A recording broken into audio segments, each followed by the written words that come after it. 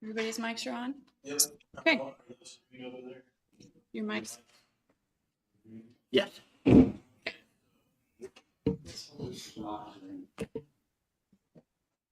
Oh, maybe touch the microphone.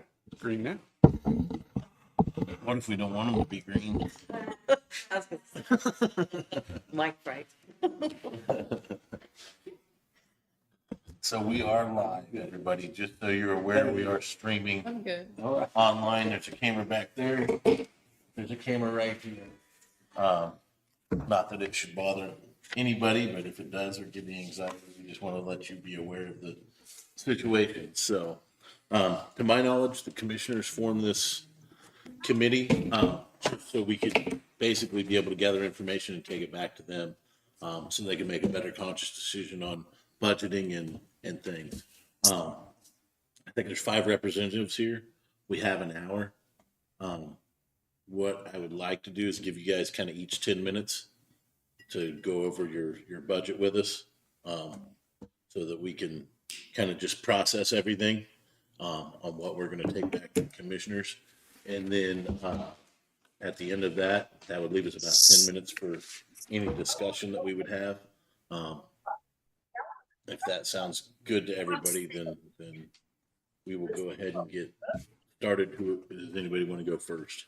I just had a quick question. So at the very beginning of this, I didn't feel like it was really clear on like how much we were supposed to be. It was just like Me either. I just threw a number so. out there. I just threw a number out there too. I don't know what the expectations are. I don't know what the expectations are from the board, as far as like, hey, if we do this many events or when you're open, things like that. You didn't really ask a lot of questions for like a business standpoint. So it was strictly just the financials. So I'm unclear on expectations, but I can definitely go over what I asked for, but it's just a random number.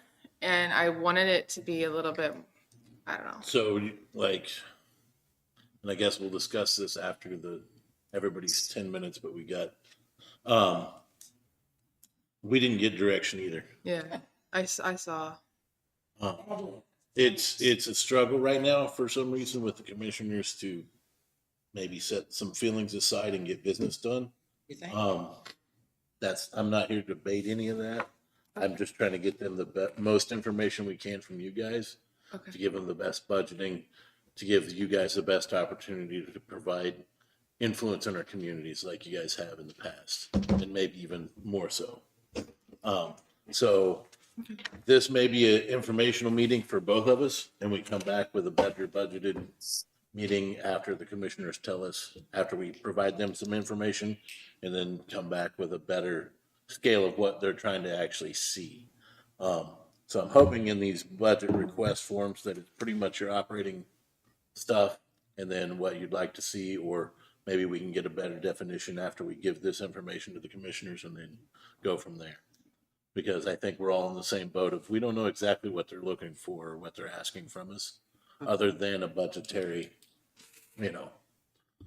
system to where we have to start baseline. Because I don't think, honestly, they have a baseline budget for They did not give me one. the I asked for one. museums. Because I asked, my first question was, what do we got to work with? Mm-hmm. Because that's everybody's major question, I think, is we don't know what this is when we don't know how much there is to pass out or divide up. So that's going to be my first question to the commissioners of, hey, give us a ballpark at least of what we're looking at. So keep that in mind as you're presenting your kind of budgets and going over everything. Josh, can I ask a We question? understand this is a loose estimation of budgets, and then hopefully we get something narrowed down as we progress into these meetings and keep an open line of communication between us. So you guys can communicate us and we can communicate to the commissioners in a better and more fluid communication process, I think is the main goal of this whole set down. So with that being said, who wants to Janet, you want to go first? Go alphabetically. Oh, that's cool. Yeah, I'm good with that. Okay. Hey Josh, can you hear me? All right. Most of you know me. I'm Janet Reynolds. I wear a lot of hats, and today I'm here with my Historical Society hat. This is Charlie Rainerson. Charlie is the president of the Historical Society. He's been president for about 4 years. Something like that. I've been working with the Historical Society since 2007 and various roles. And the budget is one of those things that concerns us. And like everybody else, I wasn't sure where to go. So I kind of sit down with our expenses for the last couple of years and then projected ahead to what they would be possibly, with everything going up. I was involved when the commissioners made the budget from, they upped it the last time, and that's been a long time ago.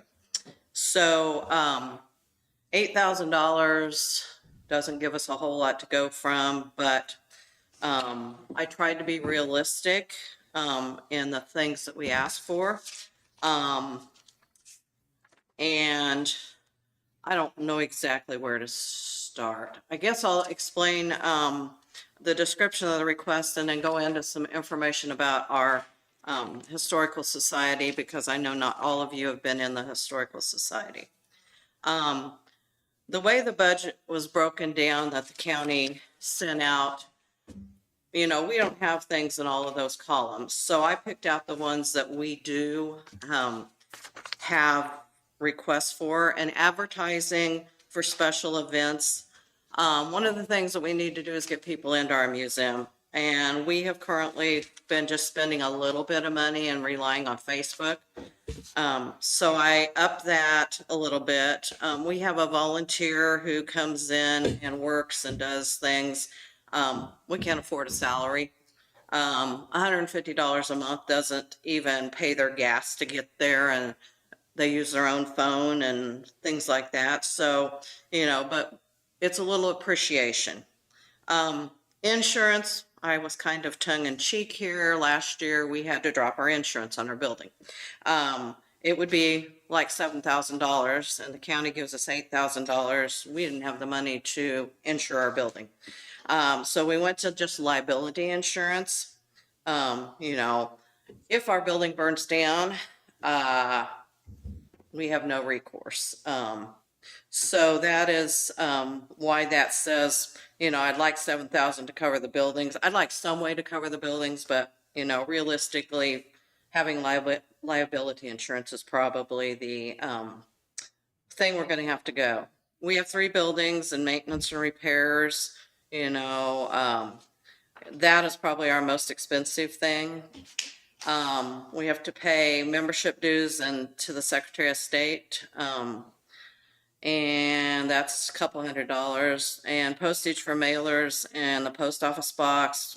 We found out real quick that if you don't have a post office box, letters are sent to people who died 20 years ago, and then we lost our 501c3.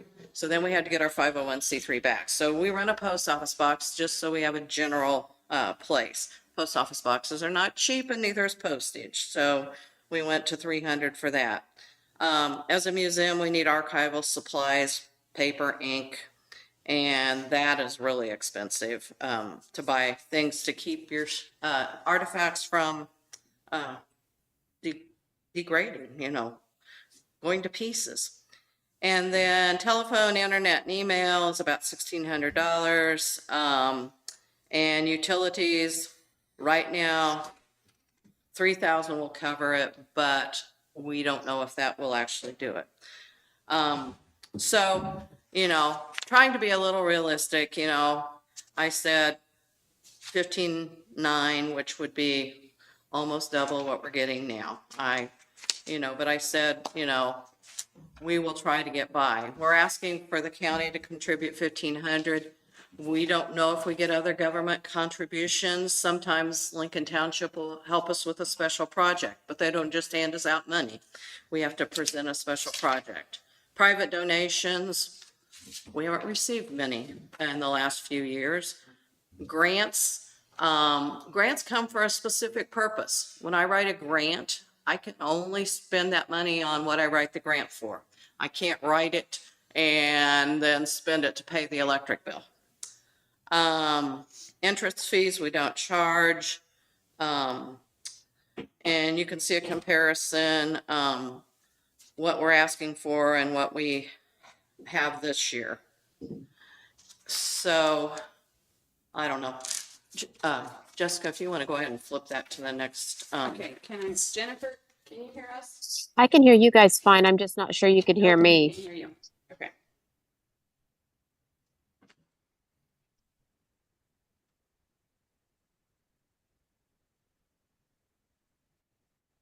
Try again. I can hear you guys, but I don't know you can hear me.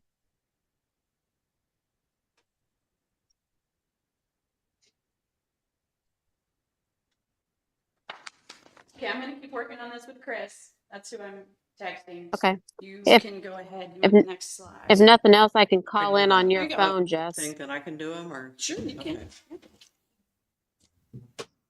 All right, one of the things that we have discovered is that we're 5 miles off the highway and people don't just drop by and visit the museum.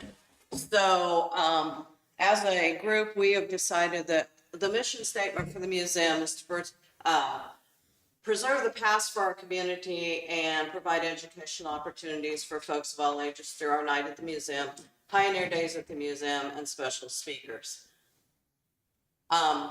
Our museum started with this little Zeta library, and it is still there currently. We're working on repurposing that building for other purposes. It's been mostly empty, but this is what it looked like when it first started, the Zeta library. There was a tennis court where the museum is. So a little history of the Museum Historical Society. It was a community effort.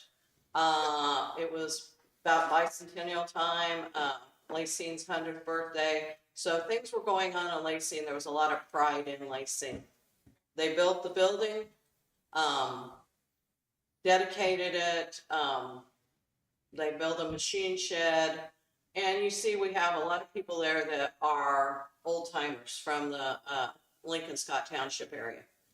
And it was a community event. By the time I got involved, I wrote a grant to Kansas State, our Kansas Humanities Council, and they said, you got a lot of stuff, but that stuff doesn't do you any good. And I still walk into a meeting and they will call me the stuff lady. Hometown Teams was one of our first big events, and we recognized all the hometown events, went with the Smithsonian grant. And then we co-sponsored, or basically sponsored, Lacine 150 for the sesquicentennial. That was a year-long project, a lot of good fun things, brought the community together, other than the river closed at west of town and the creek closed at east of town. It was kind of a fun addition. We published a couple of books. We've made improvements to the museum. One thing that we've really looked toward is making things handicap accessible. So thanks to Charlie and a crew, they redid the bathrooms, installed a handicap door. We wrote a grant and got some funds for flags for the Veterans Memorial, which we put around the current memorial. Notorious Kansans is a traveling exhibit that came to our area and brought in a lot of people. We have another one coming this fall. That's World War I. It's a traveling exhibit.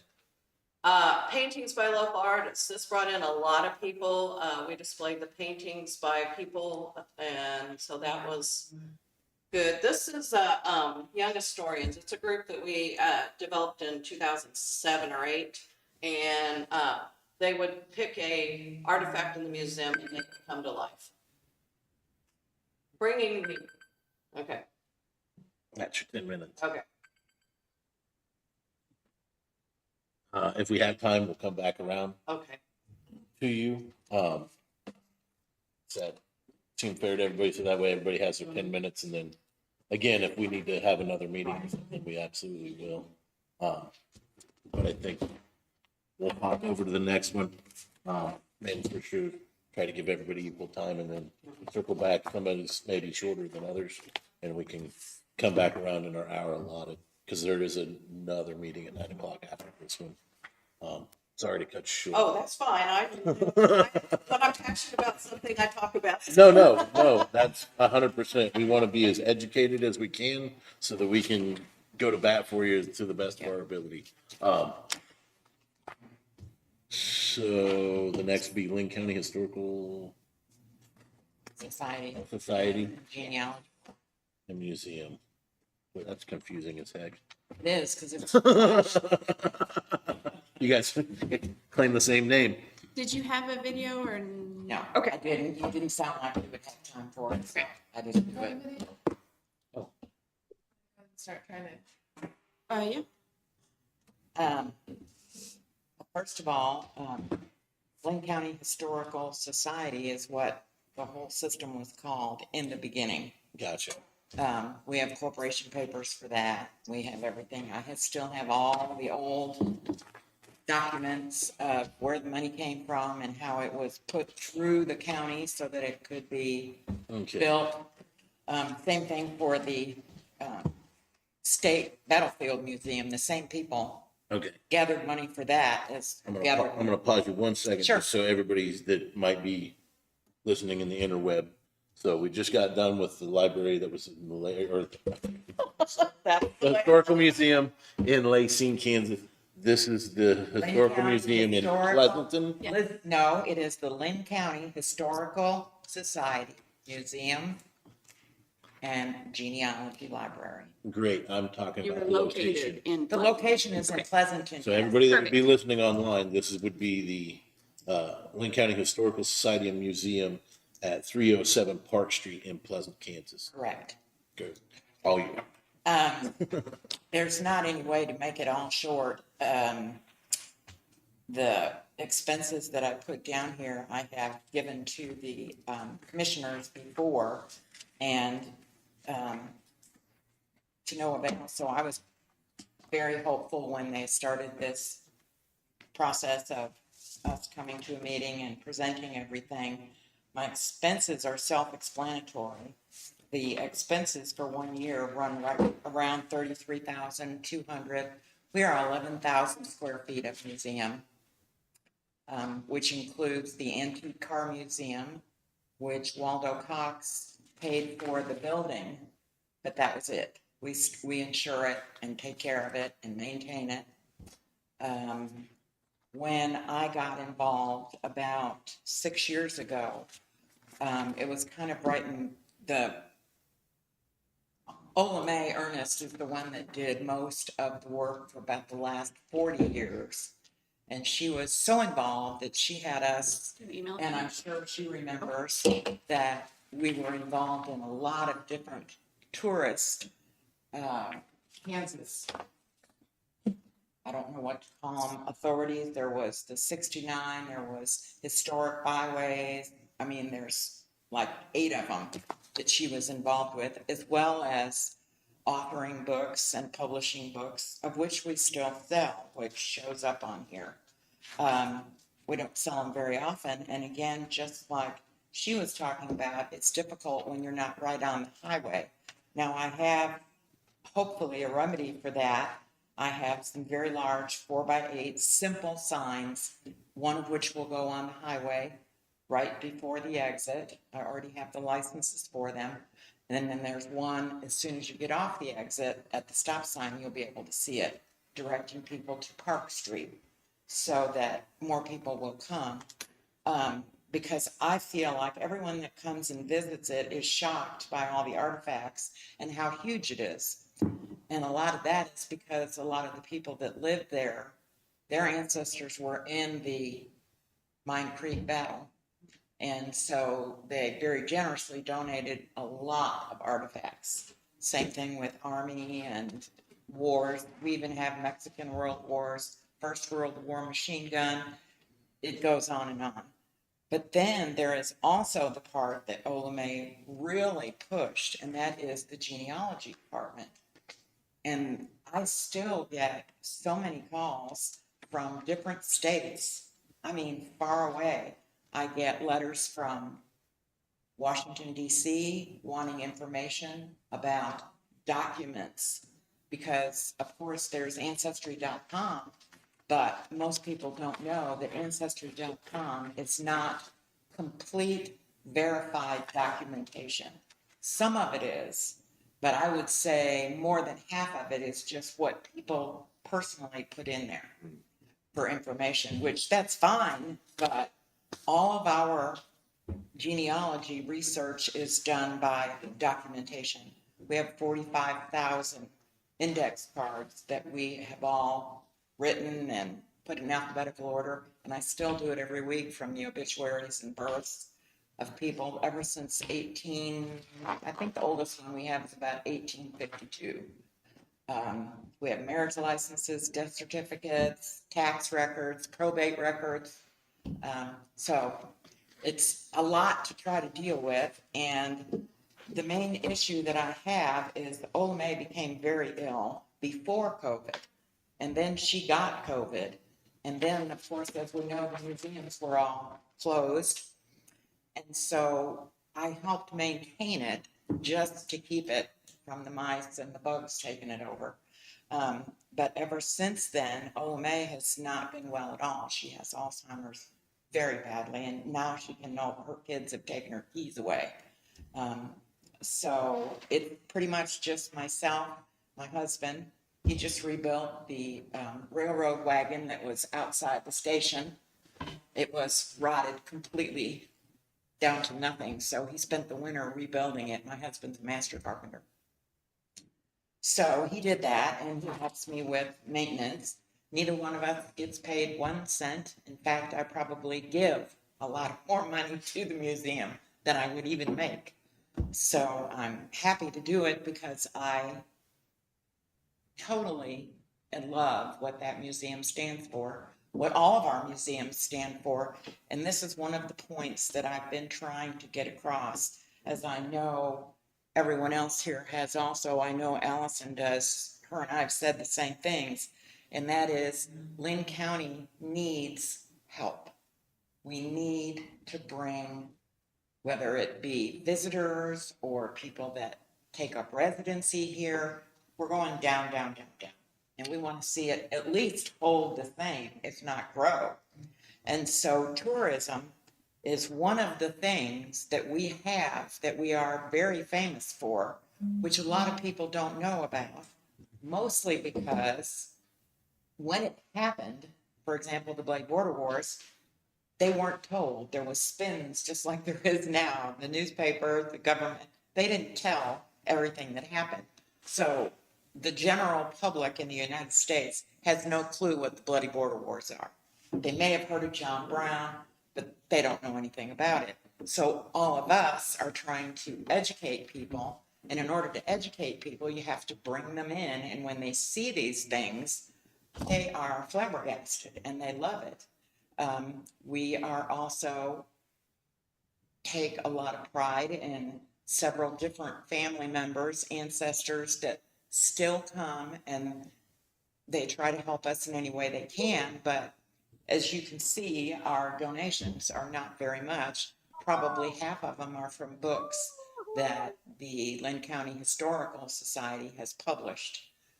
As such, there's book 1, book 2, and book 3 from the beginning, and it's a wonderful book. It has just about every family that ever lived here and tells who they're related to and what they did and so forth.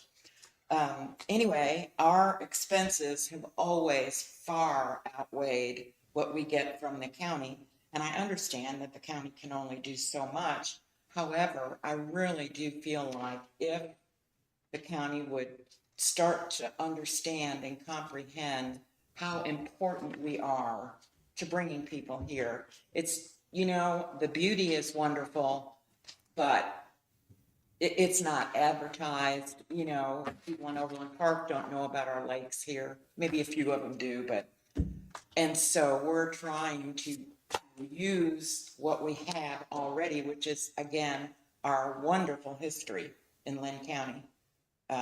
Unfortunately, the Topeka, all the people in Topeka and so forth have never been of a real help. So all we have is Okay. county. Thank you very much. I got a question, I guess, to all of you. Do our 3 school districts do field trips with all of you guys? Yes, So all the schools are actively going through you guys currently? yes. Okay, cool. I want to make sure that was happening. I am using speakerphone because we still can't hear Jennifer, so I'm gonna call her on the phone. Jen, we love you and we're trying to get you in the conversation. I just keep She texting can you. hear us, right? Yeah, she can hear us. We can give her all the love. We just can't get any back yet.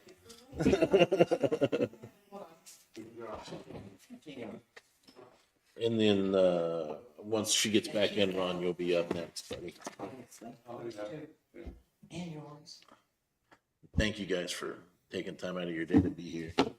Just so we can all get more informed and kind of get a solid game plan together so that we can present something to commissioners that they can wrap their head around.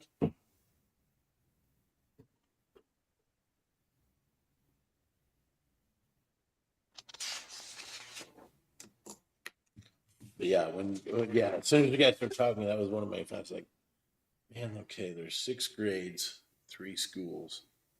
There's at least 18 opportunities.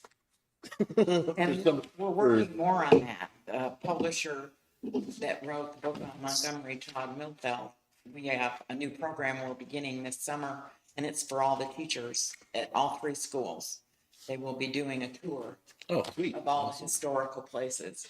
Awesome. So it is so that they can teach their children about where they live, because most of them don't know anything about it. Right. No, yeah. But You know, we've had Lacey Elementary in our museum and Parker, and plus all the homeschool kids, which is about 30, 40. And what we done, we corn on the cob, we have a corn sheller, we demonstrate corn Oh, sheller. awesome. We made homemade butter, we made homemade ice cream. We've Perfect. done That's awesome. tin can stilts, Right. sack races, stuff that played marbles, Awesome. checkers and stuff like that. So Perfect. Yeah. No, that's, yeah. we have found that we don't have, I could sit there all day long and nobody would come in the door. But we have events like that, bring the kids in, we get a lot more traffic through. Well, I was gonna say, events and free food usually get people. Yeah, For sure. And yeah, I think, I'm just on the economic development side of things, but we all got ideas, right?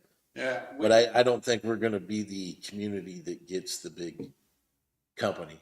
I think we gotta lift up all the agribusinesses and the agritainments and the opportunities. We are a great day trip destination out of the metro, where you can come down and spend a day or a weekend here, and we can run a Or you lot of gotta have money. through it. someplace to stay and you gotta have someplace to eat.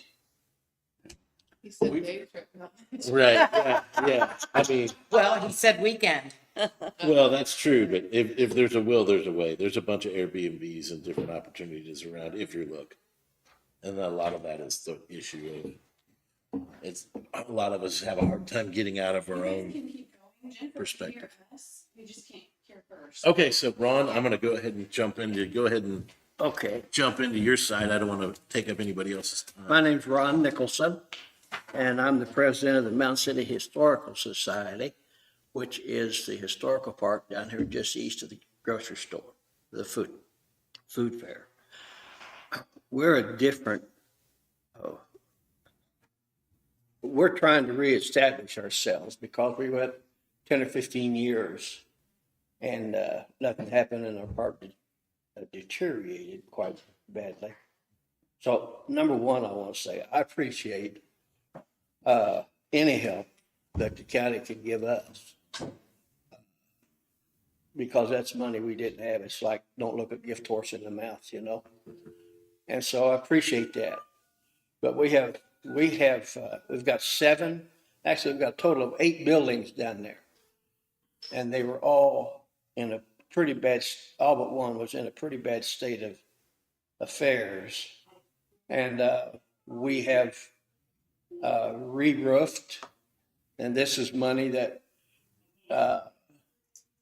we've gone out and collected and hustled and got. We spent over $130,000 down there on reestablishing and putting our buildings back up into where we can now begin to open them. We haven't been open because we weren't near ready to open. And we'll start this week. We're going to rebuild our gazebo down there, and then we will have totally rebuilt, repaired every one of our buildings down there. We had to put new logs in the log cabins. We spent almost $35,000 on those log cabins. That's a specialized work when you begin to repair those log cabins. And so we had several logs to replace, and that was about not quite a $35,000 project. So we've painted everything. We've rebuilt the barn. We still have repair work to do, but that will come from on a yearly basis. It's nothing major. It won't keep us from opening.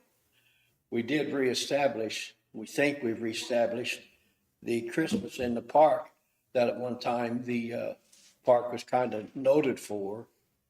And so we have an entirely different situation than what you have. We are a Mound City Historical Park. We don't really qualify for any grants because we have nothing historical there as regarding the state of Kansas. So that's, we have got, You have Montgomery's house. that's right. He's trying to get you, Todd's trying to get you on the, Yes, he is. yeah, National Register. But anyway, we have big plans. We understand, and I understand, and I think the board does, that it's going to be a combination of what money we can raise, what money we can get from our membership. I've got a goal now to get 100 members, 100 paying members, okay? And it's $35 a year. And with what the county can give us, and what our membership and what money can gifted us, we find out there's not many people. There's a danger with memberships is might pay their membership, but as far as they're concerned, that's the extent. We need more people that will pay more than the annual membership. So I'm working on that. But the difference being is that we're combining Mound City history and Linn County history, okay? We're combining the two. So we're trying to weave the two to work together. Have big plans. We've had two classes, two 7th grade classes come down and hold a full day class in our one-room schoolhouse. That went over really well. We've just now, the last meeting I had, we're just now beginning to organize, reestablish our committees so we now can sell ourselves to the public, okay? And that's our job. We know that if we can sell ourselves, there will probably be more people involved. We're trying to reach a point we're trying to recapture some momentum because we've not had any, okay? We've not had any. So it's just been the momentum that we can garner from what the visible work that we've been doing down there that people see and comment. You're doing great work down there.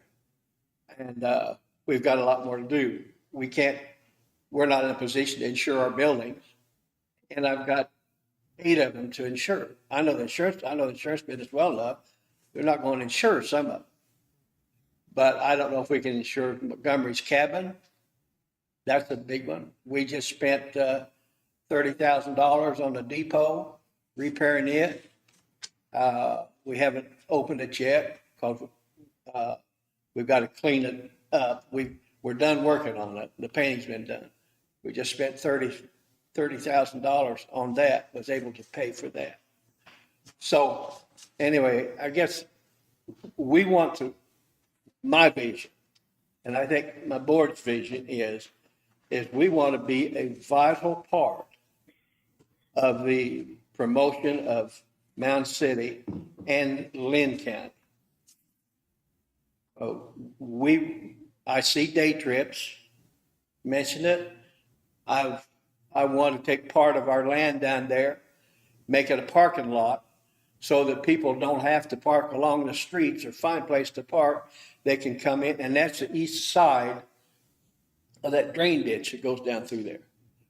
Set up for a bus out of Kansas City to come down. And we can sell day trips.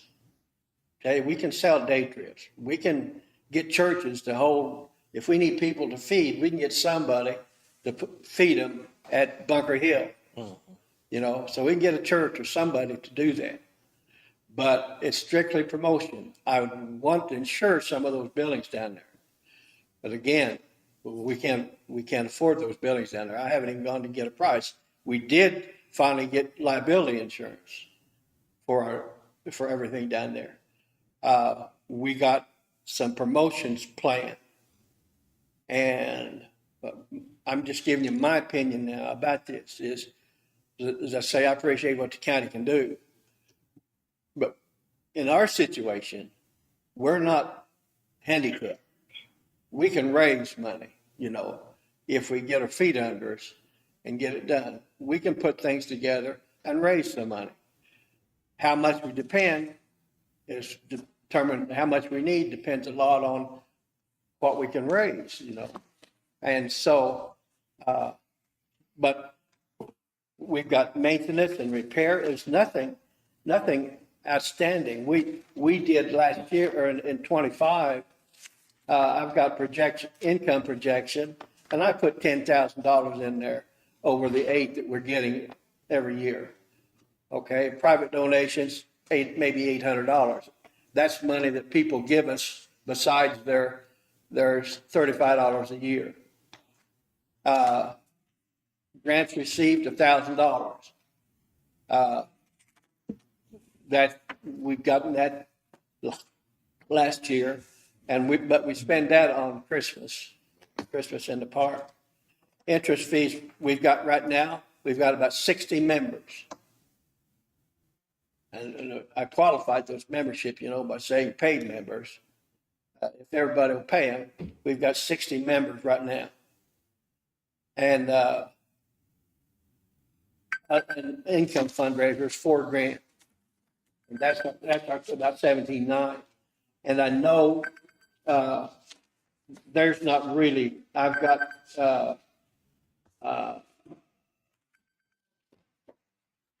shut up, Ron.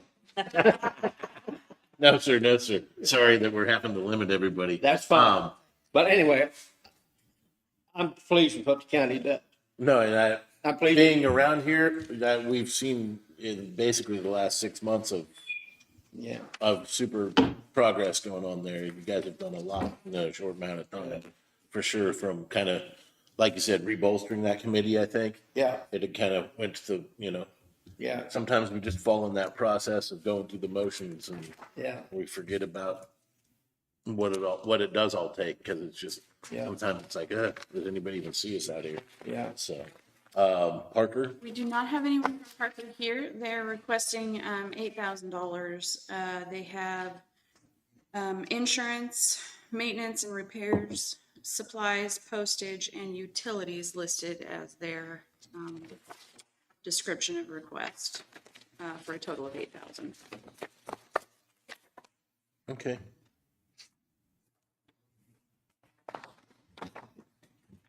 So then that would move on to Trading Post. Can I have that or no? Yeah.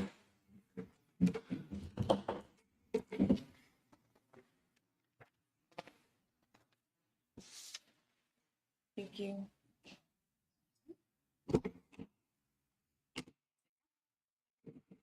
Okay, my name is Allie Hamilton. I'm the president at, at Trading Post. Been there since 2016.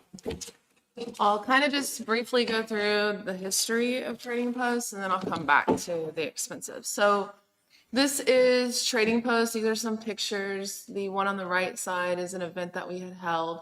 We were established on the banks of the Meredith in 1825. 1825, obviously the Osage were already here in the area, and the U.S. government sent Cyprian Chateau here, and he actually had one of the first Indian agent license, so that is why we were established, as to trade with the Indians on the Meridazine. We actually operate as a 501c3 nonprofit, and my great-grandparents started this in 1974. So this is just kind of an aerial view of where we're at. If you guys aren't familiar with the area, it's going to be at the Trading Post exit, so Trading Post, Kansas. We are in an unincorporated city now. The museum and it says Airbnb on there. That would be the old Lacing Schoolhouse. Tubbs Cabin and the Machine Barn is in the back. So if you look at the schoolhouse and the cemetery, those two, the cemetery and the schoolhouse, those are operated and owned by Valley Township. So I had heard, I think you had mentioned it earlier about Scott Township, maybe it helped you out a little bit. So we don't get any funds that specifically help the museum because that's not allowed, but we open the schoolhouse every time we open the museum. And in doing that, they might pay for repairs at the schoolhouse, or if there's a tree down in the cemetery, Valley Township takes care of that stuff. We don't have to do that. But there's just an understanding with Valley Township that we have the keys to the schoolhouse, so those are always opened.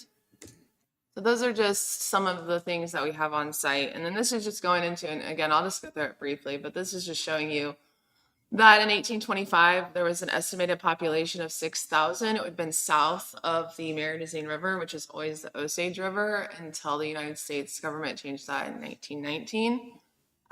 You can see if you look closely, there are encampment teepees.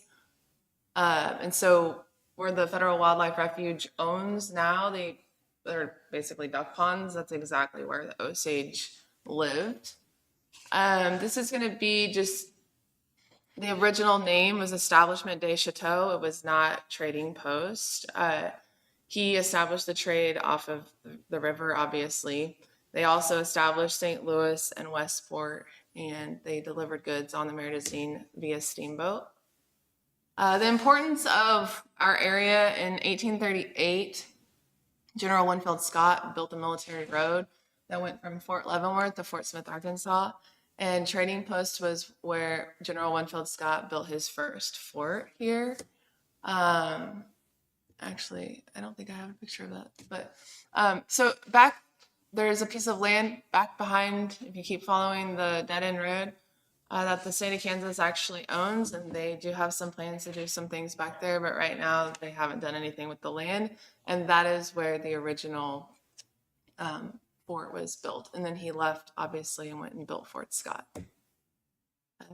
So we are a stop on the Potawatomi Trail of Death. So St. Rose Philippine Duchenne, she actually came here with 3 other nuns, and they landed in Trading Post. That's why we are a stop at the Potawatomi Trail of Death. The original Potawatomi Trail of Death went to Osawatomie. The tribe was split, and so we don't have them here today either. But this might be a good park to get them on board. I send a lot of people there because it directly relates to our museum. Same with Mine Creek. And this is her. This is when she arrived. She built the first school west of the Mississippi. And she's the only saint that's ever been canonized that stepped foot in Kansas. So it's pretty significant. This is going to be the old Trading Post fort that was built in Trading Post. So that's just kind of showing you where that was at. I'll just kind of go through this quickly. That's Tubbs Cabin. He was one of the first settlers here. He actually lived in the abandoned fort with his family. This is the Meridazine Massacre site. This is a site that's ran by the Kansas State Historical Society as well. So that's another stopping point. Trading post and the significance and how it ties into the Battle of Mine Creek is going to be, that's where the Prairie Mound Confederates, they landed there, they stayed there that night before the Battle of Mine Creek the next morning. The Union showed up on Timber Mount and there was a battle there, and obviously the whole way on Military Road. The men that were killed in the massacre site are buried at our Trading Post Museum, so we get a lot of people that come in for this to see this site, the memorial, and this is the Trading Post Schoolhouse. We host a lot of events in there as well. The last year that it operated was 1956. It's our ag barn. We have a 1907 steam engine that still operates. And this is just going into my family. My family homesteaded here in 1858, and we still run and farm on the same land over there by the massacre site. It's my great-grandparents that started it. And this is our current vision of what we are trying to accomplish. So how this started would have been, I think it was 3 years ago, we applied for the Sprint grant. This is a $6 million facility that we are still fundraising for. I don't know if you guys have heard of it, but it is through this capital campaign. It's a community service tax program. And basically, as a taxpayer or a business owner, if you decide at the end of the year you have taxes to pay, you can allocate your money that you're paying in. If you're already paying in $10,000 to the state of Kansas, you can apply with us through the CSP program. And when you pay your taxes to the state of Kansas, 70% of that comes back to us to fund this project. So our goal is $6 million. This is our first year that we're doing it. But we had to have a lot of things set in place. Obviously, the vision, renderings. We've been working with an architect.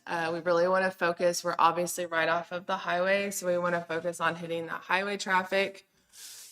We average right now with what we have about 300 visitors per year. I have yet to see anyone from the Linn County area. We get a lot of people from out of state. Maybe 1 or 2 families at the most would be from Linn County. So when we're talking about tourism and the people that come here, they are not from the area. So I think a brochure is fine. I think that would be helpful locally to move even the people that are touring here, because it's hard to say when they come in, I have to say all these things. Go to Mine Creek, go here, go to St. Rose. It's hard to tell them all the places, because if they're at our location, they want to come there, they're interested in history, but they're also wanting to eat. And those are about the only 2 things I feel like I'm seeing. I get most of my visitors, Cedar Crest sends daily, multiple families. So that is a really good connection that we need to probably cultivate for tourism. Because they are one of the top 10 Airbnbs, and so we get a lot of people for that. This is the drawings, the renderings that we currently have. There's a few tweaks that we still need to make to it. This is still the aerial view. We're working with Evergy with the green team. If you see the trails there, that would be something that we have applied for them to finish the trails outside with the Evergy Green Team. I don't know if you guys have heard of that, but that's another opportunity for a grant. This is the first floor. This is the second floor. It includes a genealogy and classroom cafe. It's a Shoto Cafe, and also working with the Osage and the Potawatomi tribes to incorporate a food lab, which is like an indigenous food lab. So just trying to get something different, something new, something that's going to make it a destination. That's going to be our goal as a museum, is to make it different. If we want the money, like right now we don't charge for entrance fees, so we are looking to provide a free entry fee for anyone living in Linn County, but outside of that, increase our entrance fees with this new project. So currently though, where we're at, I think you guys have this copy. We average a little under $20,000 in income, 8,000 of that being obviously coming from the county. Expenses are right around the same price. We do. Where else to drink? Where does, that's. Oh, we have donations, so we have a PayPal account. We've got a lot of people set up that are actually, do you want me to finish that question? Yeah, finish that question. So we get people that donate money through PayPal, and it's on a monthly basis. Donations to the door and families. So I know that I've heard you say things like in the past, but we don't have anything in the savings account. I think it's like $3,000 as far as like what my family left for the museum. So we still write for grants. We had, I think, like a $3,000 grant that we got last year, but again, it's very specific on what you can use that for. You can't just pay the electric bill. Right. So it has been nice having the county. I mean, I'm okay with still receiving 8,000 for now. I really am. I just didn't know what the expectation was, because it does help. We do have 2 employees. One is from a high school graduate from Jayhawk Linn, and the other one volunteers and then works Saturdays. We pay $9 an hour. We're open Wednesday through Saturday, 10 to 3. So we, Perfect. yeah. Thank you, guys. Yeah, Russell. It's a lot to take in, I know. Jennifer, are you there? Yes, yes, I Oh, am. we can hear you. Hi. Do you have any questions, Jen? No, I want to acknowledge that I do know what a lot of you do, and because the presence of where my office is, I see all the things that Janet does with the Historical Society and the people that help with her, and I know, just like the Mound City this year, they did the puzzles for Christmas, and I got involved in that, so I appreciate all that you guys do in that, and trying to keep this vital for our community. I think, like the rest of you, we're just trying to figure out what our responsibility is as a board to go back to the commissioners, because like you said, the budget seems like you're providing the numbers, so I'm not sure. I'm not a micromanager, so I don't feel like if you provide us the numbers and this is what you say you're going to do with it, and you do that with it, then there isn't a budgeting issue. But that's just my personal opinion, so we'll see. Yeah, and to kind of hop on that train that Jen's on, we're here to go to bat for you guys and present your request to the commissioners. We'll do that to the best of our ability. I would say we're on this committee because we think you're all vital to the community.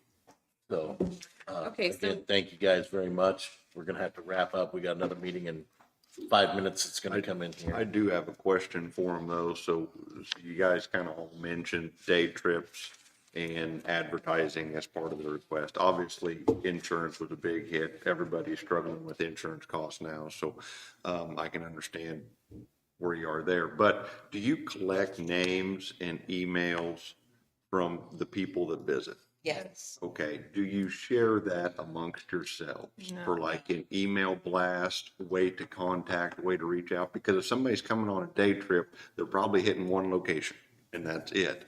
But it's an opportunity for you to, if they've come here once. Well, and I think with having this, Possibly again. this gives us an opportunity to meet together And and so, kind of share ideas. Hey, this works here. You guys may try this. because you guys, if, to put it in a category of a covered wagon and horses or whatever, you're all pulling the same direction. You know, we've got to all be pulling together versus pulling apart. And so I think that's my biggest takeaway just from the presentations this morning. And the only other question I had, and this may not be something you guys can give me a set number, but can you each just give me what you average run through your facility every year? Like Allie's was around 300. Do you have those numbers? Yes, from May of 23 to May of 24, we had about 1,022 people come through the museum. And that's because of groups. I mean, that's because our focus moved to the group. Right. No, 100%. However you can get them there is as many people as we can get through. the better. I just, What was that number, Janet? 1,042, I'm not No, Janet, 2022. or 1,022, sorry. Okay. Is that for a full year? Yes, What was, do you know what yes. Justin's is? Ours is rather misleading, though. Ours is 1,400. However, a lot of those, the Linn County Republican women met there. Lots of different groups meet at our museum, and they always have. As long as they're running through the So, door, that's and all. they all sign in. Well, and that's And then the honestly what school I'm, kids, come on in, we're almost We're done. almost done. We're almost done. That's good Come on to in. hear. Ron, do you have that number? Additional utilization of the locations. Ron, I know you're kind of infancy. You guys I just know, picked this up I 2 can years speak for ago. myself. I've been there 200 times. I love it. I love it. That's we awesome. didn't count, we're not counting ourselves. We're not counting ourselves. Okay, I love it. Well, thank you guys very much. Thank you. Again, we were all kind of wondering what this meeting was. I think we got some groundwork in and something that we can take back to the commissioners. do we want to recommend amounts to the Economic Development Committee? How do you want to handle that? I guess that's what you need us. That's what I need, yeah. Well, thanks for giving us plenty of time, Jessica. Well, 3 minutes. We have 3 minutes to do that. Can I think honestly, I would like to have another meeting and some time to process this. okay, Are they wanting it like, like another whole separate day, or you want to do that in Economic Development here at 9, or, I would like to do that in economic development. okay, And then we can reach back out to them if you're all right Okay. with that. that's fine. Just so we know what baseline is. Yes, We know where their shortfalls are. yes, We've heard their concerns and where we would like it. okay, I think we can at least get a starting point from there to give the commissioners and then go from there. yes. If everybody's Okay, good I'm with going that. to do the recess screen so we can get switched around and that's not all on YouTube. and Just a quick question. I'm sure you guys are not all using the same insurance company, correct? I don't have a clue. We use Farm Bureau out of Pleasanton. We use the only one that will insure a museum of our size with We're in our a different meeting. We'll be. artifacts. They will not insure any of the artifacts or any of the documents. The 9,000 that we pay is strictly for The building. the building and the fixtures that all the documents and artifacts are sitting on. Got you. Okay, perfect. Okay, Yep. anything else? Again, thank you So, guys so Josh? much. Thank you, guys. Josh, Yes. Pleasanton and Ally, I know, trading post, they both insure, correct? Yeah. Yes. Yes, Okay, the other three do not insure. correct. Just like, Okay, Liability. Just liability, not anything on the building. right, okay. Perfect. We've done that, We- plenty around. Right. Thank you guys so much. Jessica, you'll use the rest.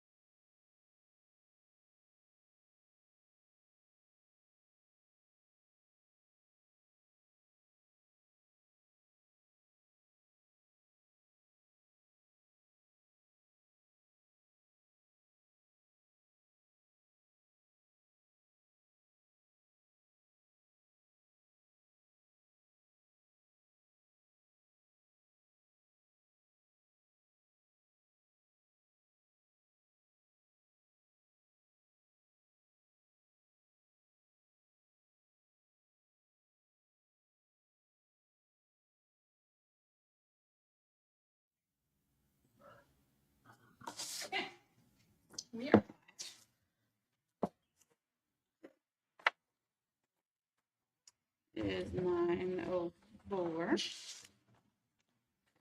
And we have a quorum, so. Should we start with minutes from June?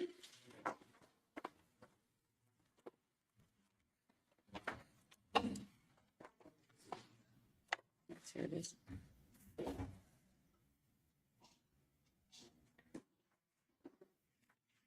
Did your X not print out? Huh? Does your X not print out? What do you mean? On the executive session, it looks like you had to make the X yourself. It looks weird. Okay, the copier threw toner up all over me last night and quit, so they're gonna look a little weird. I was like, what's the random X's? Yeah, sorry, they're gonna look a little weird. No, I am moved to approve the minutes. Second. Okay, any discussion on that one? All in favor? Aye. Aye. Okay. The To the Stars Business Award nominations are due the end of the week. I would like to submit some. I was thinking maybe Blue Dog. We have any, last year we did Peoples and Rayo's. Oh, and Rios, they went to the finals, right? Yes, and Peoples won an award. Yeah. Yeah, people going. So I'd like to spread it out a little more. Do you have any other suggestions?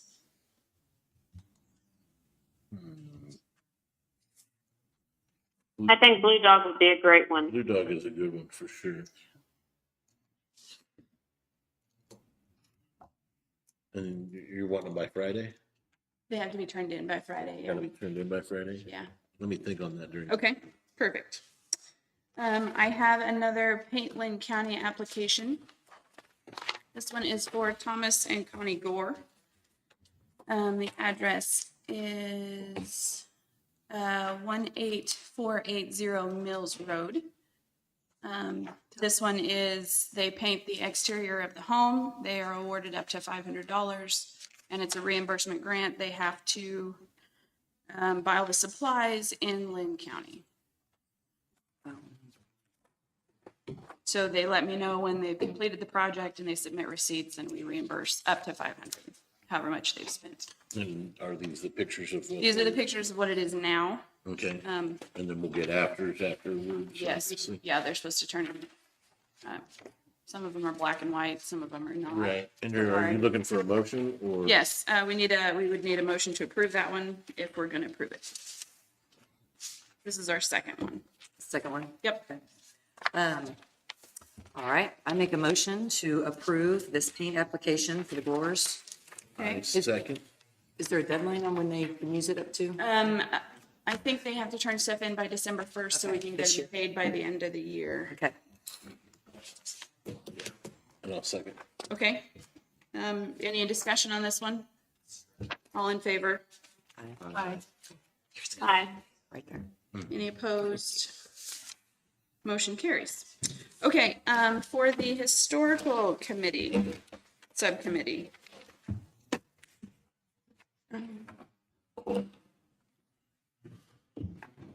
This is for me and Russell. Yes, this is. Here are the requests that we received from the museums. 5 total. 5 museums total.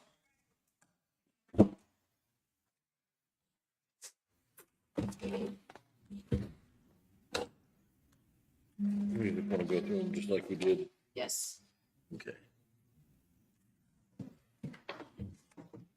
So the first one, the Lacing Historical Society Museum. It has a breakdown on the second page of what their 2024 income information was and what they're requesting on the 2025 income information. Just so the Economic Development Committee understands kind of at least, and maybe we can get some insight here that one of the commissioners is in here. The subcommittee was formed just to gather information to recommend to the commissioners on budgetary needs and what the museums are currently lacking, needing, wanting, where their shortfalls are, things like that. To my surprise, a little bit, not necessarily shocking, 3 of the buildings are not insured at all. Correct, Russell? Is that correct? Yes. And Liability. Liability. and then everybody else is just carrying liability on their buildings. So half of our museums aren't even insured currently, which is a little concerning because once they're gone, they're gone. If something was to happen to them. Well, But my understanding from this morning is that they can't find an insurance company to insure their Correct. artifacts, so, correct. Which may be its own beast. I'm not in that game. yeah. But their budget as of last year, we can see right there, the county contributes, I think, even across the board, $8,000 That's what to we've done each historically. of the museum entities so far to this point. I think it's the subcommittee's job to kind of go through all the museums and present to the commissioners maybe a plan of budgeting. Maybe not everybody has the same budget. There's different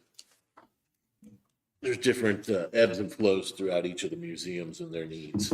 So you can see they're requesting for 2025 county contribution of 15,000, and they basically are unknown about any other grants or private donations until they would get that. And then you can see the difference of last year's was 8650, and the projected income for 2025 would be 15,000. So we're just recommending to the commissioners, is that Correct. correct? Because Yeah. we don't have any power to do anything. Right. Correct. Basically, from my understanding, we're just taking a little slice of off the commissioner's plate to do some of the reviewing and some of the oversight of the museums, and then come to them with a recommendation of budgets for each of the museums. Is that kind of what you're looking for, Jim?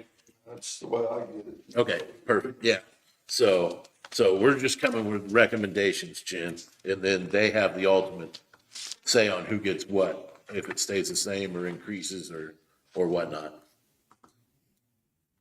So does anybody have any questions on the Lacine Historical Society Museum?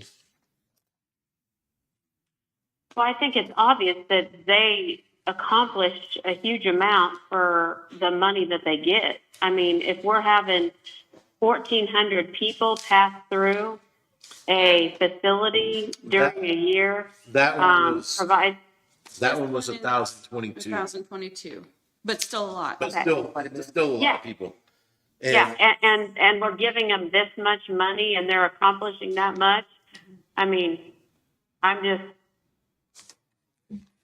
Yeah, on the economic development side of it, the more we can bolster to get people into the community, the better. absolutely. And they've So, done quite a bit. Is this one insured? They've done quite a bit. They replaced the roof, it's climate controlled, insulation, sidewalks, parking to be handicap accessible. I mean, there seems to be quite a bit. and they did already it, been and, done. and this one gave an Good. extension. You can see the packet and how big their packet is before you go down to the next Oh, one. okay. This is all in the Gotcha. late. Yeah, they had a PowerPoint that I handed out. Oh, Yeah. that was just Yes, that's theirs. theirs. Okay. Yeah, that's all there. So as the packet got handed out, each museum is all the way to the next budget request Okay. form. So this one had 8 Some narrative. pages to it. So it can go in detail. I'll let you guys go over that just so we can keep the meeting timely. Sure. The next one would be the Linn County Historic. So this kind of got me confused. So let me explain exactly for people watching online and everybody in the room. So the first one was the Lacine Historical Society Museum in Lacine. This is the Linn County Historical Society and Museum in Pleasanton on 307 Park Street. Yeah, yeah. So they do a lot of the genealogy out of this museum. There's, I think, quite a few man hours in this museum. So if you flip over to that next page, and they do have So this museum has around 1,400 people run through it a year. If you flip over to that next page, their 2024 income information. They had 8,000 from the county, of course. They had 995 through private donations. They had $5,000 to grants received, and they had 807 in other income. So their budget for 2024 was $14,802. They would be asking the county for $20,000, hopefully getting $2,000 in private donations, and gonna apply for another $5,000 in grants. Projecting their 2025 budget be increased to $27,000. From my understanding, a lot of it would be manpower and insurance and advertising. Because if you go back to this first page, it kind of has the breakdown of where that 20 grand from the county would be spent, in insurance for $10,000, advertising for 2,400, maintenance for 5,000, and utilities for 2,600. So, does anybody have any questions on the Linn County Historical Society and Museum? So we are trying to get away from each of them all receiving the same amount. Is that correct?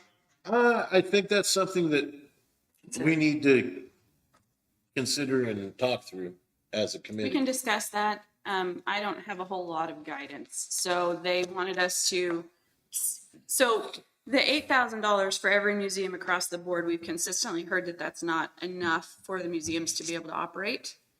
Okay. So this is asking them what they need to operate. So each museum may have different needs. We don't necessarily have to keep it the same. We could discuss that if you want to.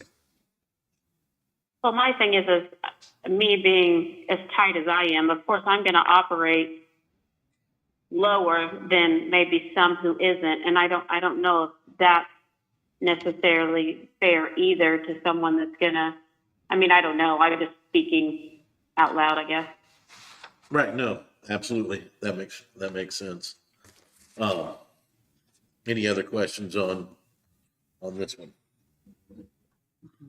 Not, we'll move over to, Just one question on that one. Do they currently have insurance? Have they been paying insurance, or is this something new? Because it's half. Their building is insured. their Oh, building yeah, is yes, insured, for but 10. not the contents. Oh, okay. All right. Thank you. Insurance companies won't insure contents of the museum, Oh, just the pictures of the building. okay. So the next one you got here is the Mount City Historical Society. It's got members. I don't know if we got an exact number of how many go through there in a year. It's kind of hard because it's one of those things that it's kind of a living museum. It's open all the time. There isn't somebody that's sitting there manning Down it. It's down here just east of the grocery store. So, their maintenance and repairs, mowing, legal, everything is right on that front page. $10,000 is what their initial is. And then if you flip to that second page, their expenses for 2024, again, $8,000 from the county, 600 in private donations, $1,000 in grants.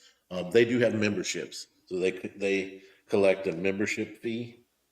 They were able to collect $1,425, and then they have fundraisers that they collected $3,000 for a total of $14,525. They're asking for basically a $2,000 increase from the county to $10,000, and that the private donations would increase to $800, the grants be $1,000. They're hoping to get their memberships up to $2,100, and hopefully getting another $1,000 in their fundraiser for a total of $17,900 as their 2025 income. Is there any discussion on that? They have, I don't know if you guys have noticed, but I believe Ron, and I may be misquoting the exact number, but I think he said they have invested $130,000 in the last year at the Historic Society. I know that it had been under a group for a long time and it kind of went to the wayside and their health kind of declined, and Ron, speak up if I'm out of line here. I think he picked it up a couple years ago, created a new committee. I don't know if their 501c3 lapsed or if they're in the process of getting another one. We are 501c3 now. We never have been. Okay. You are perfect. now, okay. You are now, though. Yeah, we got the approval about 2 weeks ago. Awesome. Awesome stuff. I know he's been working hard the last couple of years on getting stuff back around and kind of making it a destination spot like it once was. Where did that funding come from, the 130? The 130 is stuff that they had just banked for the last 20 years. So 20 years of disrepair, Caught up? when it got taken over, they caught up all the repair needs that Gotcha. should have been done in the last 20 years, I believe. I may be mistaken. $80,000 of that was roofs. There you go. There you go. So, yeah, just putting the money in the appropriate places, I think, is what Ron's been doing. Does anybody have any questions on that one? All right, we'll move on to the next one, which is Parker Community Historical Society. We didn't have a representative from there, so we just got numbers on what is on the paper there. You can see there on that first page, their description of the request of where the 8,000 from the county breaks down into. 2,655 from operate insurance, maintenance and repairs, 2,240, other supplies, 590, postage, 530, utilities, propane and telephone are 1,985 for the cost of $8,000. They're actually not requesting anymore. If you looked at the next page, their income information is the county contribution, 8,000. Private donations, 273. Other income of 92 with an $8,365 income there. And then the projected income for 2025 would be the 8,000 from the county, $1,000 in private donations, $1,000 from other income, with their budget of $10,000. Anybody got any questions on that museum? All right, we will go to the final one, which is Trading Post Museum. They get around 300 visitors a year. Operating expenses on this front page are 15, is that right? That's different than what the actual numbers are. I'm gonna read them off either way. Operating expenses are $15,000. Salary is $10,000. Education, interpretation, and updates are $5,000. New roof, they're waiting on estimates. So add that up, that's $30,000. I don't know if that's hoping or what happened there. I'm not sure. That description exactly. The 2024 income was 8,000 from the county, 4,000 of 14 in private donations, $5,000 in grants, with a total of $17,014. What she would like to see from the county would be $25,000, $5,000 in private donations, for a total of $30,000. Any questions on that? So she got $8,000 last year, and they're requesting $25,000 this year. That's correct? That is, Those numbers are correct? yes. Or at least that's what was presented on paper. Okay.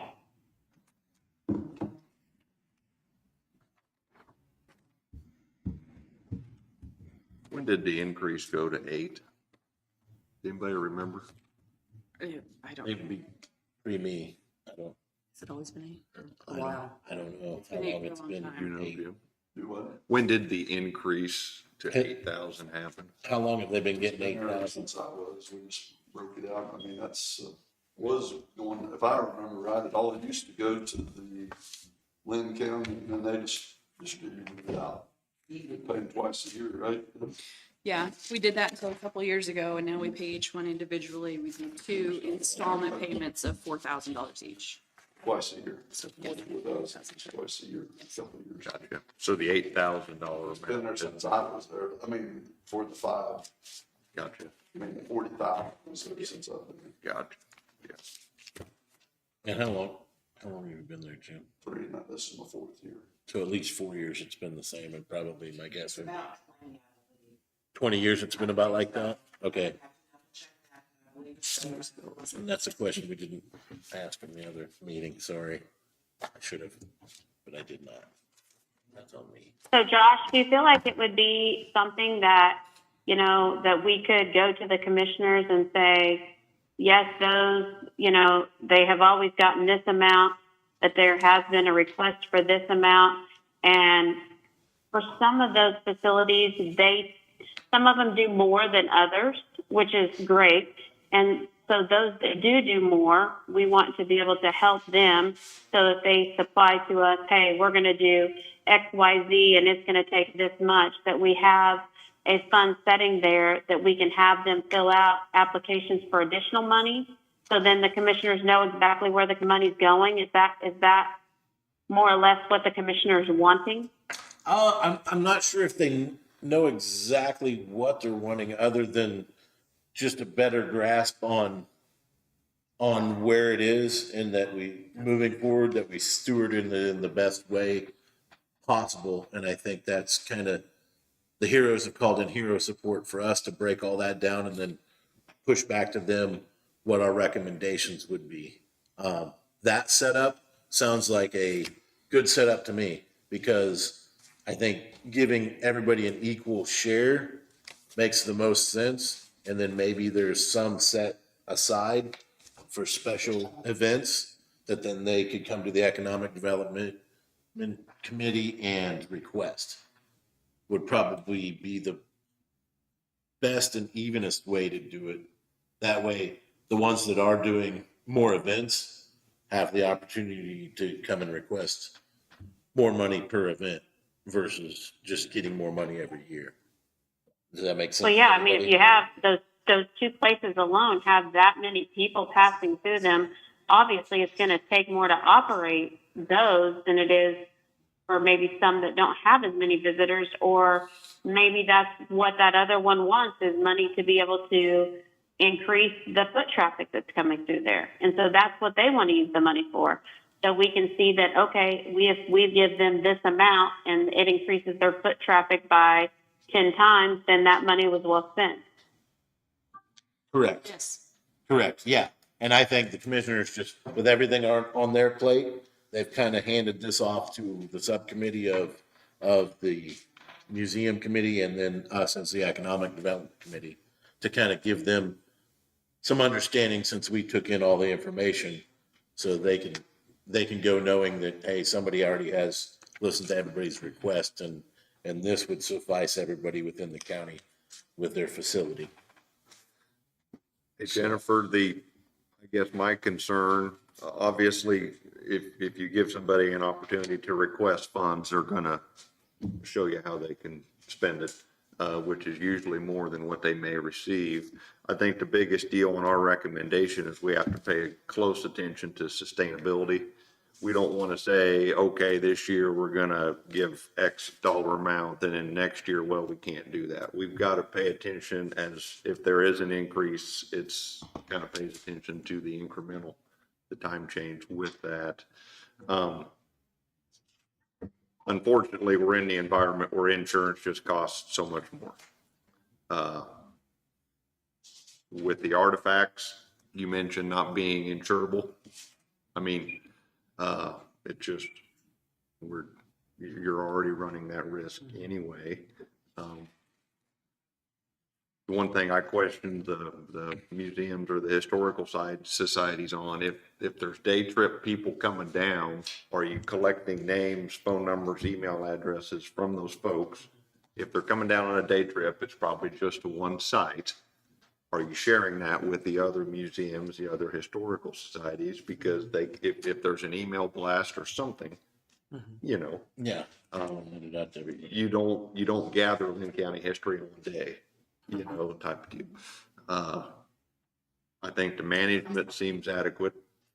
Oh, yeah. You know, Yeah. as far as the presentations this morning was good, but I think, yeah, I think we really need to pay attention. Any kind of an increase, we got to make sure it's sustainable. Right. And with this meeting, Jen, without having any direction or any type of budget from the commissioners, we could only go off of what they've been giving them. And that's, sounds like it's been that way from at least 4 to 20 years, the same. So that sucks. So I think like if you go passing out money, we need to make sure that the money is being spent for, and I think that's obvious that they're doing that. But like Mr. Pope said, you know, every department wants more money. We just got to figure out what is the okay amount to be, and we recommend it, and then it's the commissioner's decision, whatever they choose to do. Yeah, correct. Yeah, we got one pot that everybody's pulling out of, so we got to be the best stewards of all of it as we can. I personally wouldn't see an issue of recommending that each of them would get at least $2,000 more, just life costs $2,000 more than it used to, especially 20 years ago, if that's how long it's been. Now, I don't know. Yeah. I don't know what we've got. I don't know what the budget looks like as far as what is in the pot to release. But I think that if they had a little more funding and having this in general, I think is a major step in the right direction of, this may have been the first or second time that all the museum directors and societies have been in one spot long enough to even see who's doing what. So I think that this projects us into a better situation county-wise. Now they all have faces that they can put with each museum, and they can start communicating with each other a lot better than maybe they have in the past. And there might be some of Well, and oh, sorry, go ahead. it's kind of like Mr. Nicholson said, you know, you never want to look just horse in the mouth, and meaning, you know, he understands the fact and he was grateful for what they got, and that's nice. You're always going to get further with honey than you are with negativity. So I felt like he was very open and honest about that, which was good. Absolutely. And I wasn't in the previous meeting, but is there some, with the additional funds, maybe that could be in a strategic plan to do some more cross-marketing, because there've been a lot of cross-marketing in the past. None. Where each of them, you know, if that interested, you mentioned, if they're interested in one, they might be interested in the rest. It could really build. So maybe some of that additional funding could be workable into some plan to do some cross-marketing with the group. Well, that's very much up Janelle's alley, so she could help them with that. Did someone raise a hand? But I think having them all talking, and then we've got, I like the idea of at least some kind of monetary increase this year for all of them. If there's some additional funds and there's a project, maybe it's a new event, or maybe it's this cross-marketing initiative where they all come, there's some, it's an online thing, you know, something that would be low cost in expense, but, you know, the social marketing thing of it, I think, social media, I don't know. And then we come back in a year and see how those additional funds were used. Did we increase the traffic? You know, this right here is a measuring stick that we've not had before. Right. Right. And that's kind of, I think, why the commissioners made this subcommittee. They just understand that they don't have the time to get to everybody Right. and see everybody's requests. So bringing it to a subcommittee to bring back to them, they can get a better understanding and wrap their head around the situation when we come and present it to them, whether that's in live meeting, executive, however they decide they want to hear it from us is up to them. I think we just got to take the information of what we got and present a plan, knowing that whatever impact they get from us, we may have to have a couple more meetings to get everybody on the same page. Well, and we've talked about having the subcommittee meet like every quarter Yeah, I think that would be a great thing. with the museums to kind of keep abreast of how it's going. Well, and we can, at that way, we can know what events they've got going on, what events are coming up, so we can push it through the counties and because I think we just need to do a better job in general of congealing a little bit where the cities are promoting other cities stuff, events. All under the umbrella of Linn County. The museums are promoting each other, because we're not gonna have a mega business drop in here. We don't have enough people to employ it. So I think we need to lift up all the small things and do them really well, so that we are a day trip or a weekend or a. Or more you than a know, one event, they see they can have Yeah, additional you stay the things to night. do. Right. Make it a weekend. We're a weekend trip. We're a 45-minute drive from Kansas City. We have quite a few lake communities. We have a bunch of opportunities out there. A lot of people don't even know, the list of places they can go and when they're open and things like that. So I think moving forward on the economic development side, I think we, do a better job maybe of trying to get everybody on the same page and interconnecting, and maybe having quarterly meetings with more than just the museums as far as coming together with different things. But I think this one is the one we need to focus on right now, so we can give a recommendation to the commissioners of, hey, they've been getting this for this amount of years. Is there any, do they ever get an increase like the employees or the other departments get? And I don't know the answer. Maybe they do, or maybe they don't. They haven't, but maybe that's something that we need to consider in the budgeting as we look through the entire budget of the county. And I don't know who that ends up going to, but. So obviously, they probably can't afford their own websites and that type of thing, but could there not be on the county website under where they list events and things that we have a spot for all the museums and their information be listed on the county website? I can talk to Chris about They that. they may have, Jim, this is how bad I am. I haven't looked at our county website, so they may be on there and I have It's no not there clue. now. Okay. No. It's not there listed. Yeah, and I think If that they- would be if they're- something that we could do, and, or at least ask the IT department if that's doable. I would have thought they would have already been on it, honestly. I think that would be part of their gig either way, but I don't know what the description of their job actually is, other than keeping Well, if the everything county's going. funding it, then the county can, I would think if the county's funding it, they would want that listed on there as, this is another thing that we're funding. So it would promote that. Right, yeah. I don't know how stretched that department is, so I don't know. It seems like we're all doing a lot with different hats, so It's maybe not- it's just a recommendation. Yes, it would be talk to the commissioners and see if they're interested in putting that out there, but it's not hard for IT to put something. Right, yeah, I just don't know if it's No. been presented to them yet. No, I don't think it is. So Russ, what's your thoughts on budget increase in general to them? I was gonna ask if that was your motion for the 10, because that's 25% increase. And that's, yeah, and that would be, what I'd like to see is to raise them to 10, and then maybe have like a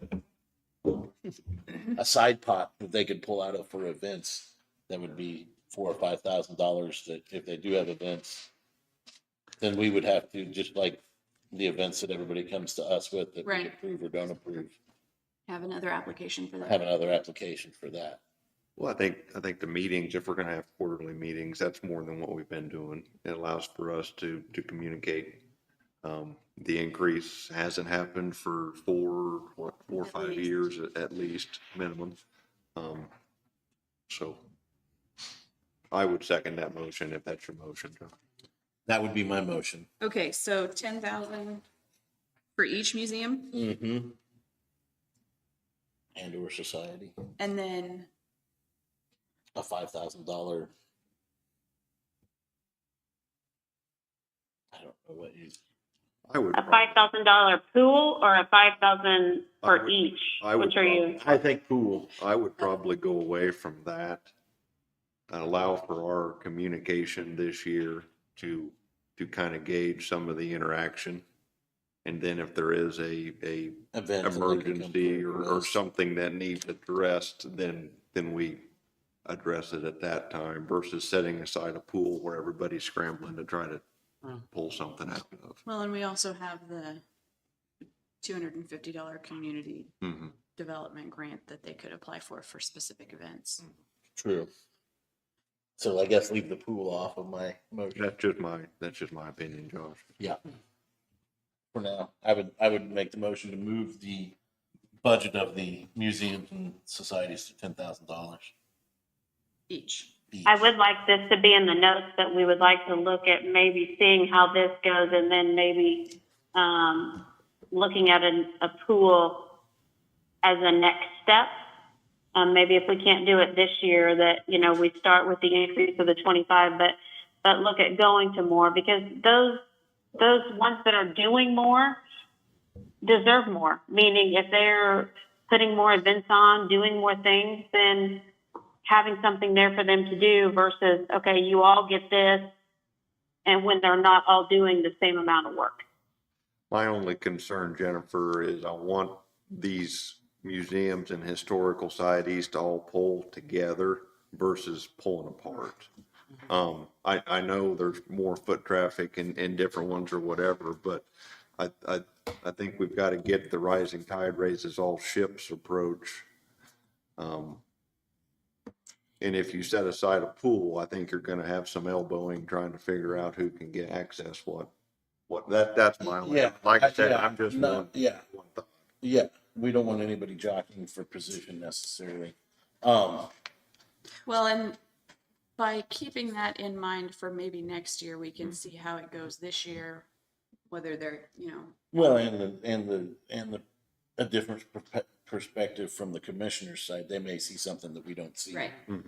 Because they have access to all the numbers. So they may come back with, awesome guys, but have you thought about this? Oh, no, we didn't even know that was an opportunity. So, but I think we should for sure reach out and set quarterly meetings with the museums and Yep. societies. Yes. So we can keep abreast. So we are a little tighter Right. of communication so that we can communicate better to the commissioners of, hey, here's how it's going, here's what's going on, because I'm sure they would love to hear what's going on every 3 months as well in the museums that they're bankrolling. Yep. So, And that goes along with the question I had, was that discussed in previous meeting, those expectations? Did they seem to want to communicate together? Or had you talked about the quarterly meetings? Because I think that's a great idea to. We didn't mention it. we didn't just Today. because they only had 10 minutes to present. Okay. We We had an hour meeting and there was 5 of them. So they got 10 minutes. So we got a really got a lot. condensed version of what they needed. Yeah. Russ, as these meetings progress, we'll have a better understanding. Right now, Yeah. we got a quick psyops of Sure. here's who we are, here's what we do, here's what we spent last year, here's what we'd like to spend this year. Thanks and have a good one. Okay. Is basically what we got this morning. Right. So, Okay. And even though we requested to make this 25% increase, we don't know that the money's even there to allow that. correct. Right. Yeah, So, yeah. so the commissioners, if they're going to approve a budget, they tentatively approve it at this time. And then once all the departments have submitted their budgets and they're able to look at all the financials together, then they approve a final budget.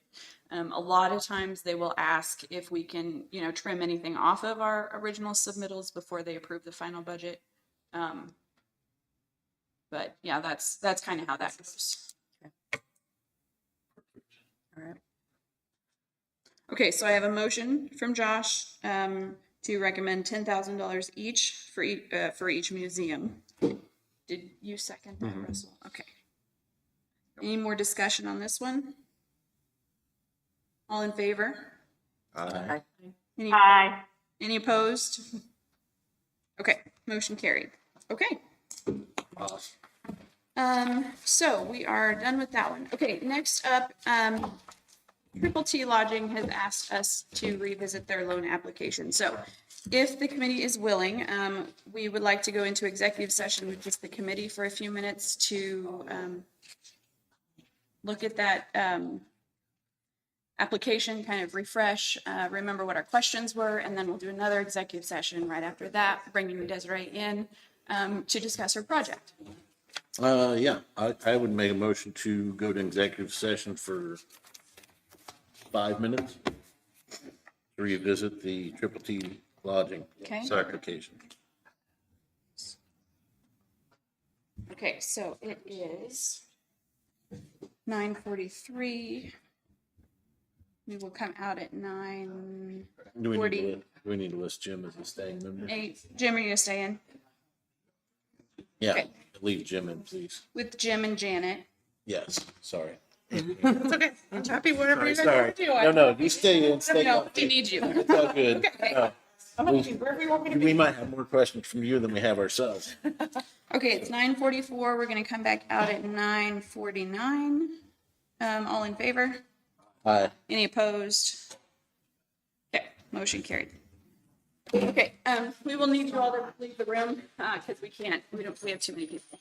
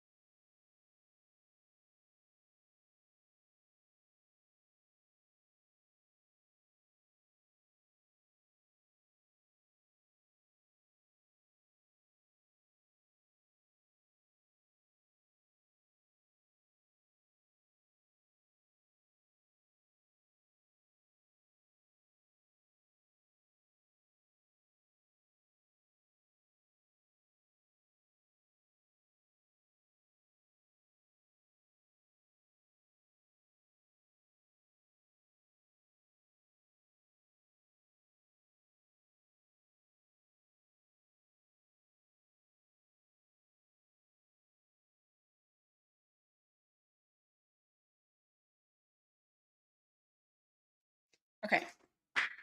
I'm gonna go find, yeah, we need to figure out how much how long we're gonna go in. 20 minutes probably. 20 minutes. Okay. Yeah.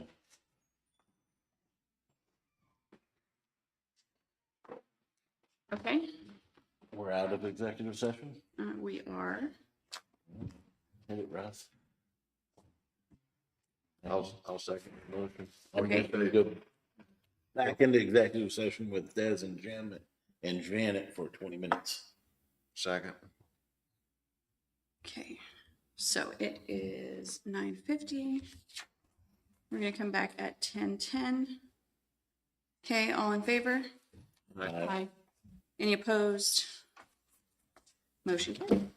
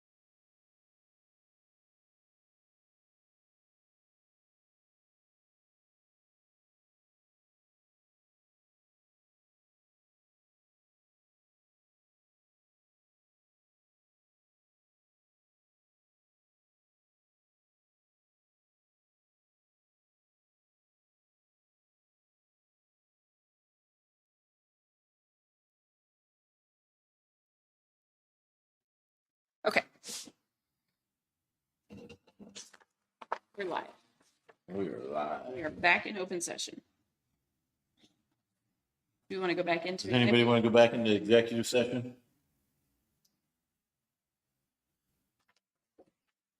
Well, I think we need to, for Jennifer's request, to discuss. I mean, Do we want to? Do we want? Do we want Des? Des to stay in, for another? So what's here is different than what's going on, right? You have what's going in. One's already in. Right, but I can show you a picture of what's in. It is a pre-built, and it is built by a shed manufacturing company, Backyards and Beyond. I'm more worried about the stick-built one that's being built. Would you like to Let's- see let's go drawings in of there. it? Let's go back in. Yeah, I make a motion to go back into executive session with Des, Jim, and Janet for 10 minutes. Second. second, third. Okay, it is 10:11. We'll come out at 10:21. All in favor? Aye. Any opposed? Aye.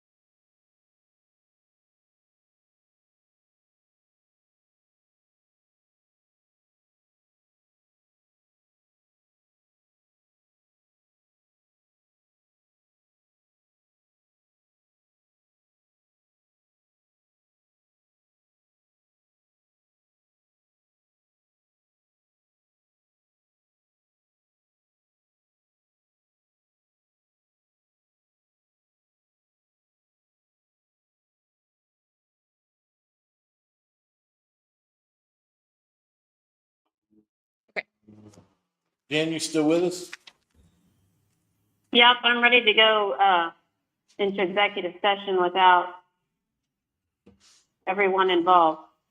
Are you making that motion? Yes, I am. How many minutes? 5.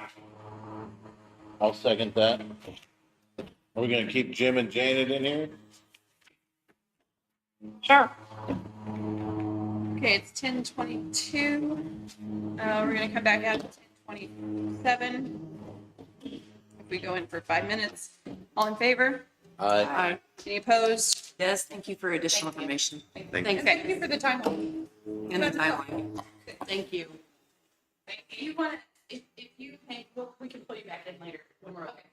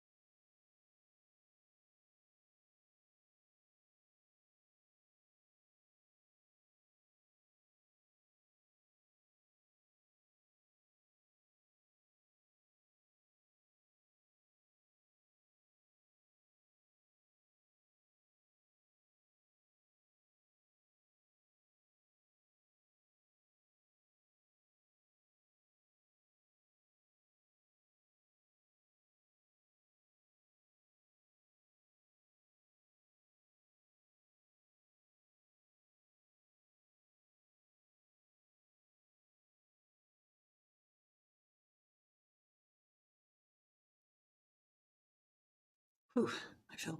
Jen? No, I just think that like we just We're did, live. I think. We're live. Live. That's fine. That's fine. Do you want to go back in? For a few minutes. I think we should. Yeah. Yeah, Let's go 5 more minutes. I second. I hate not being able to see you guys. We're smiling. It's a lot. Okay, so 10:28, we'll come back out at 10:33. All in favor? Aye. Any opposed? I.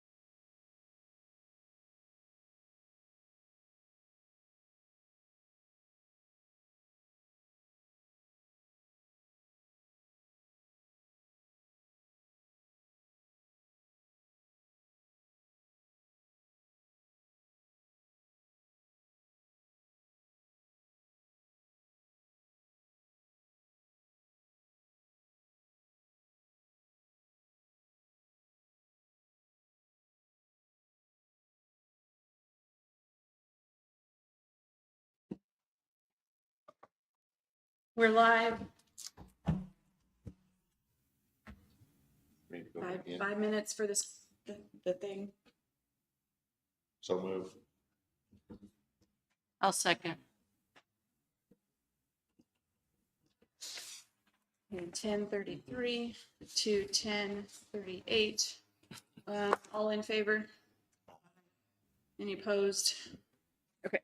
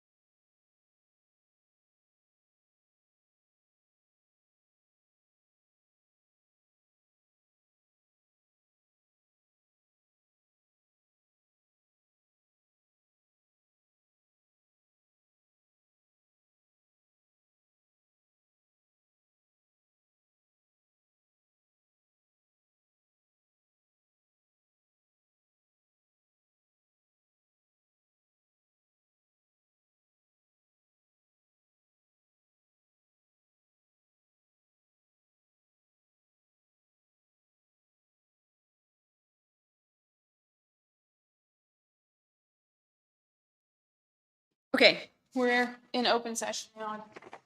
10:38.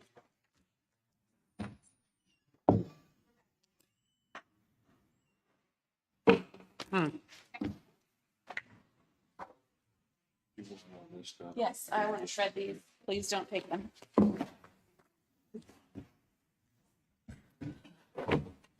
Okay, is there action? To executive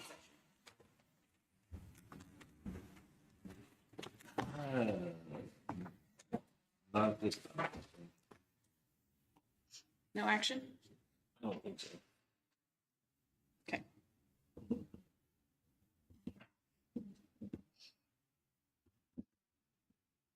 Well, question, I guess. Yes. Your project is moving forward. Mhm. And you've secured financing for it. Is that correct? Yes. Okay. Right now, I'm financed at what was put in this plan. But after the initial, offer, yeah, I revisited with my lender. And so moving forward, if there was nothing reached here, he's going to fund the rest. You've got that commitment from him. Yes. That's what we're trying to do, to establish if you have a gap, if you still have a gap or not. And technically I have a gap right now because I've only been funded 95,000, but I haven't used all of that. Moving forward, as I go over that amount, he is committed to So funding. currently you have a gap. Technically. He's And verbally I don't committed, have you don't, 40. he's verbally committed, but you don't have anything on paper.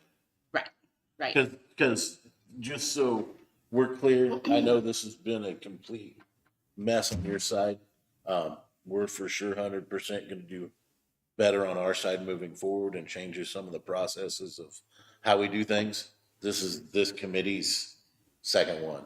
Mhm. Right. So we have to figure out how to do it better because obviously this one just got lost in the weeds somehow. I think there was some miscommunication, some bad information, Among multiple entities. but from, all the way around. I'm gonna try to set up a meeting through this committee with all the banks so they're clear cut, understand what this is for. Right. This is not an incentive loan. It is a gap loan. Mm-hmm.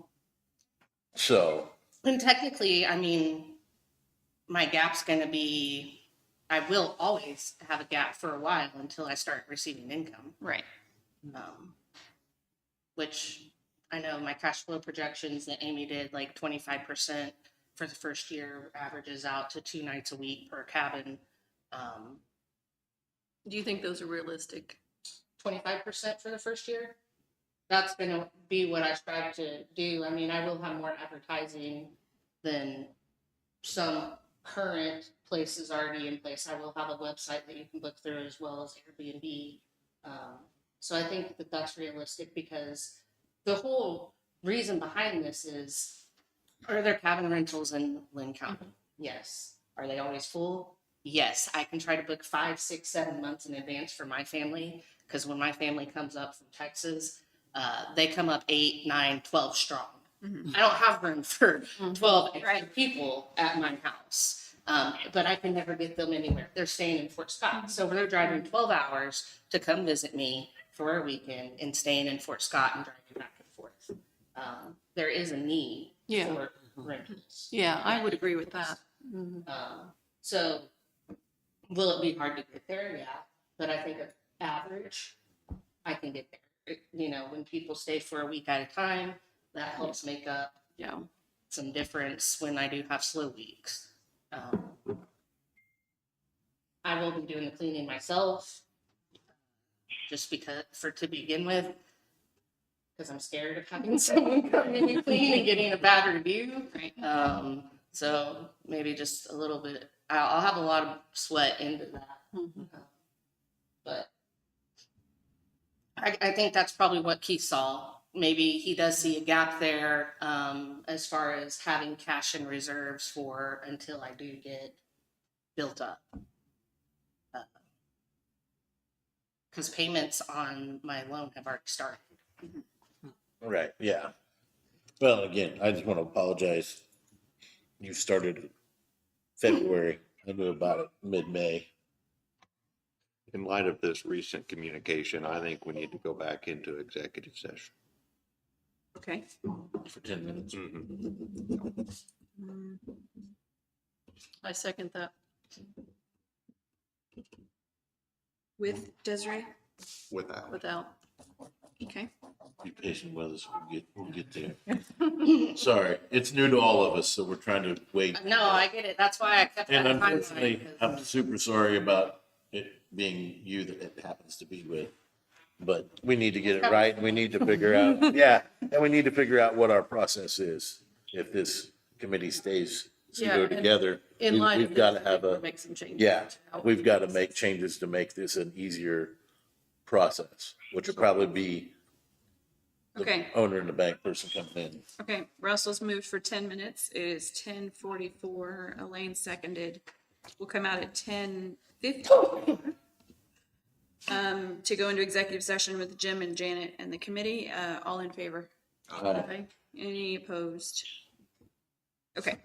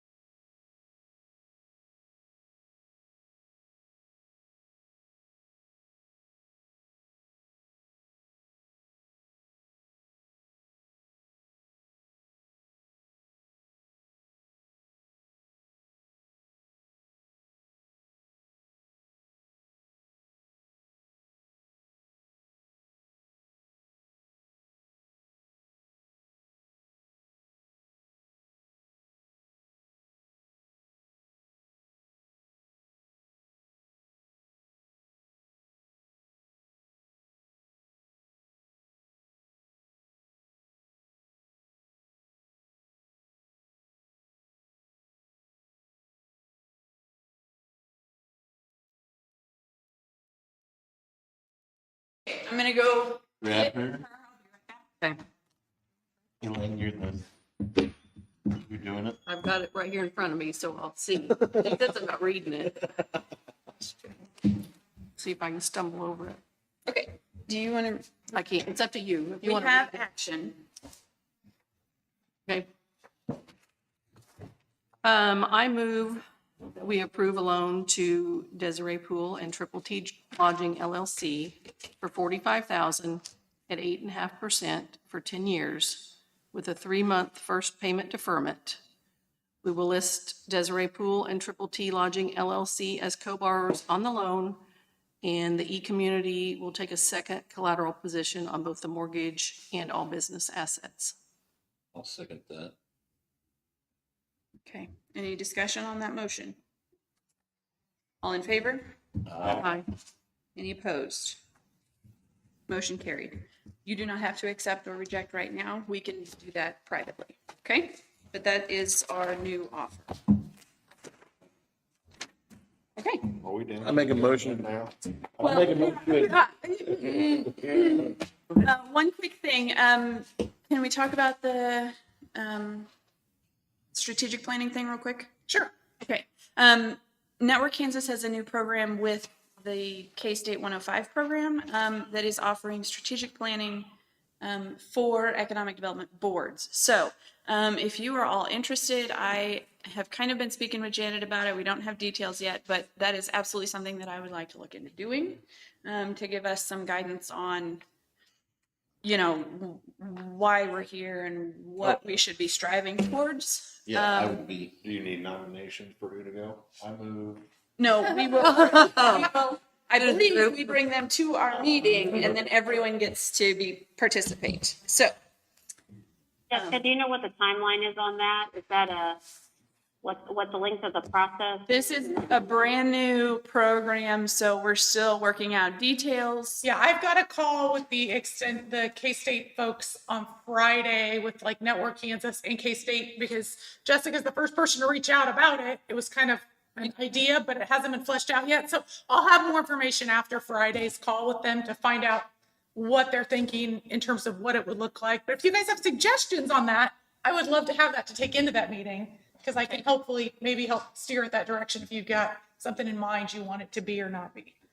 I think that, Well, we do strategic planning every year, so it's something we're used to for sure. I think this Kansas 105 program is part of a whole wheel. This is one spoke of it. Another spoke is University of Kansas is working with them on a rural healthcare initiative for all the counties that are a certain less populated. And so I think it's one part of the whole thing.